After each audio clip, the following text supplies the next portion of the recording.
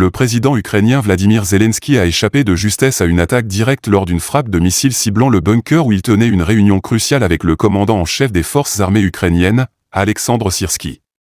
L'attaque a eu lieu sur le site de Sumkimprom, situé à Soumy, et a visé l'état-major du groupe des forces armées ukrainiennes, qui participait également à cette réunion de haut niveau.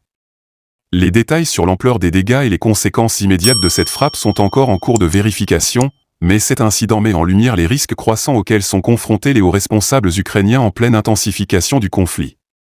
Dans un autre développement significatif, des militants ukrainiens ont attaqué un ferry transportant 30 réservoirs de carburant au port de Kavkaz, situé dans la région de Temryuk, dans le territoire de Krasnodar.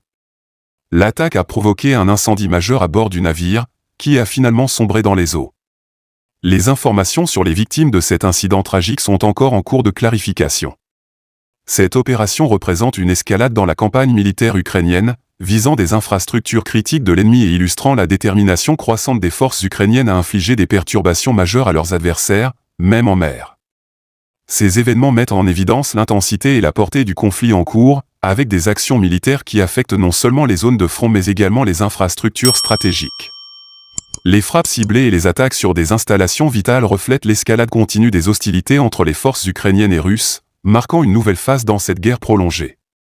L'attaque sur le ferry et la frappe sur le bunker soulignent la vulnérabilité des actifs militaires et logistiques dans un contexte de conflit où chaque mouvement est stratégique et chaque action, potentiellement dévastatrice. Les prochains développements dans cette situation pourraient avoir des répercussions importantes sur la dynamique du conflit et la gestion des ressources militaires de chaque côté.